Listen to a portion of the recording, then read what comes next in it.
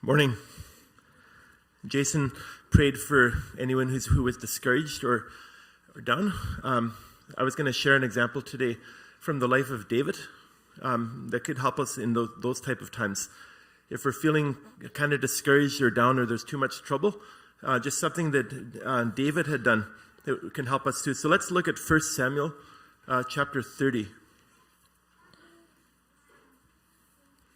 And David, what do we know about King David? So one thing we know is the Bible describes David as a man after God's own heart. So someone who really followed the Lord.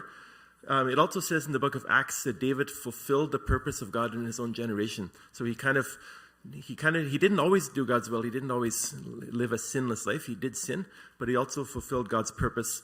And when you read through the life of David, you can kind of see he went through many, many trials, especially in the book of Psalms over and over again. You can kind of see David just asking God to save him out of the pit, save him out of this trouble or that trouble. So you could say David had a lot of experience dealing with trouble. So it was encouraging to see this part. So let's look at 1 Samuel chapter 30. So I'll just read in verse 1.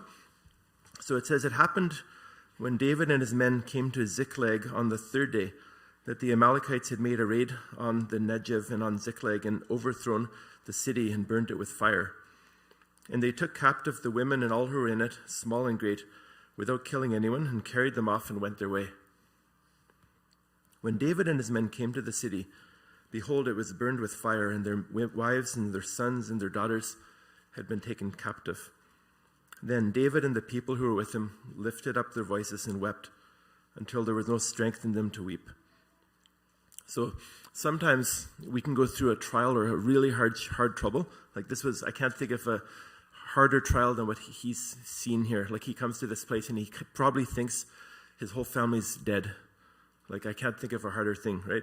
And he said they wept until there was no strength in them left to weep. Sometimes we can go through a trial and it can feel so hard. You can feel like there's no strength to deal with it. And sometimes when that happens, we get depressed or we can get down. And there's a temptation to just stay in that place. So let's continue on, verse 5. David's two wives had been taken captive, Ahinoam and Abigail, the widow of Nabal the Carmelite. Moreover, David was greatly distressed because the people spoke about stoning him, because all the people were embittered, everyone because of his sons and daughters. Now, sometimes I think we'll all notice, especially us adults, that when there can be a trouble that happens, there can be more than one trouble. Like we can have the day start with spilled milk, and then kids can be barfing or sick or fighting, or one thing breaks, and then there's another thing that's broken. Like it seems like it's always more than one thing. And I think it's good to remember that the enemy of our souls wants to get us down. And I think it's good to remember that, because sometimes we can just feel like there's so many problems on top of us. It's like, what are we going to do? And we get discouraged. And I think we see this here. Like not only was David's wife and family taken captive, but then the people also talked about stoning him. So it was like there was another big trouble heaped on top of him. But I really like the end of verse 6 here. So let's finish this. David strengthened himself in the Lord his God. And you'll notice in verse 4, it said they had no strength in them left to weep. So they had no strength, but somehow David found strength here. It said he strengthened himself in the Lord his God. David knew where to turn. And I was thinking to myself, when we go through trouble, not just for us adults, but even you kids, you youth, you can go through trouble. I think we all need to learn where to turn. David knew where to turn, and he actually found strength in the middle of no strength. So what I thought I'd like to do is look at a couple Psalms of David. What I was thinking is, how do we strengthen ourselves in the Lord? It says here David strengthened himself, but what did he actually do to do that? How did he get this strength?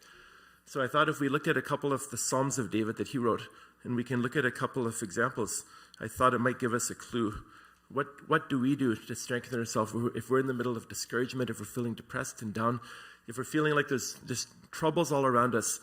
Maybe they're work troubles at work. Like sometimes I drive home from work and I have all these problems in my mind at work, and I'm just going through them in my mind as I drive home, and that's not a good place to be. So let's start off. Let's look at Psalm 25.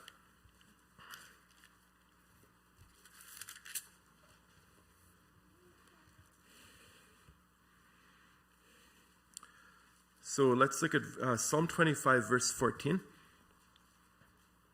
It says, "The secret of the Lord is for those who fear him, and he will make them know his covenant.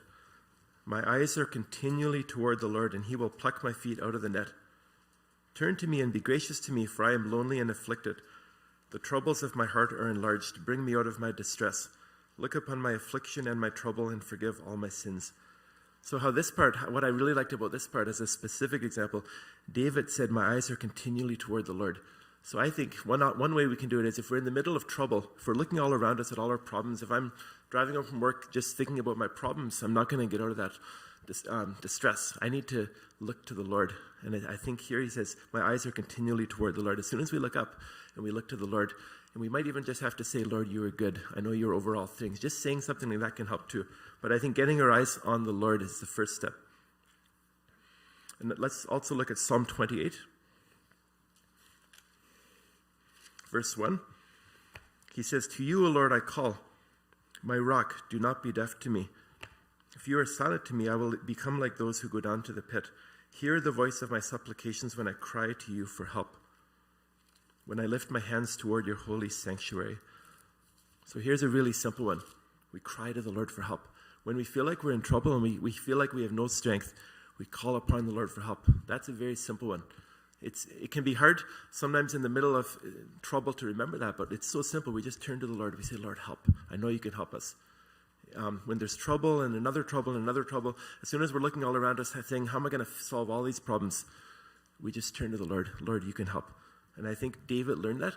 His wife and his children were gone. The people were talking about stoning him, and he simply turned to the Lord, and the Lord strengthened him. And I think that's something we can all learn to do, but I think it takes practice. Let's look at Psalm 40. Verse 1. "I waited patiently for the Lord, and he inclined to me, and he heard my cry. He brought me up out of the pit of destruction, out of the miry clay. He set my feet upon a rock, making my footsteps firm. He put a new song in my heart, a song of praise to our God. Many will see and fear and will trust in the Lord." So here we see David waiting patiently for the Lord. We can be in the middle of a trouble, and we call to the Lord, and we wait patiently, and we know the Lord can help us. We don't have to see an immediate solution, but we just have to trust that the Lord heard us and he can help us. And look at verse 2. It says, "He brought me out of the miry clay." What happened was in the book of Jeremiah the prophet was thrown into a dungeon, and it said he sank into the miry clay, probably up to his waist or more. And imagine if you're in that situation, you're sinking in clay, you're in a dungeon. Like I can't think of a situation much worse than that. David here, it said he waited patiently for the Lord.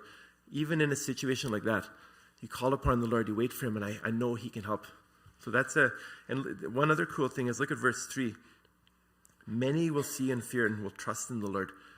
If we're actually practicing this in our life, if we're calling on the Lord to help us and the Lord helps us, the result will be other people will see that and they will actually learn to do the same thing. So I think all of us can do that. We can call on the Lord for help. We go through troubles. We ask the Lord to help us. The Lord helps us. And then other people will see that and we can encourage them to do the same thing, which is actually really cool. So let's look at one other example of back to 1 Samuel. So when we're discouraged, when we're distressed, we turn to the Lord and he can help us. But there's one other aspect to that. Let's look at 1 Samuel chapter 23.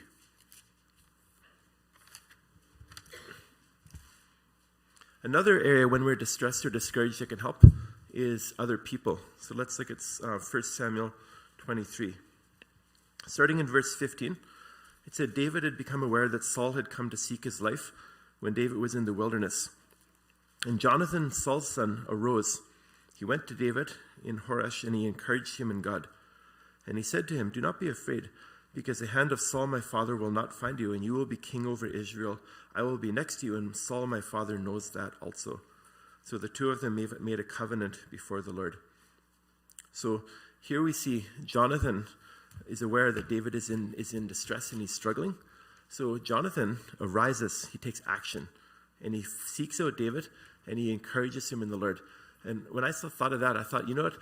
how often we also, if we're aware that one of us in this body is struggling, is discouraged, we should arise. We can take action. Maybe we send them a text. Maybe we call them. Maybe we go see them.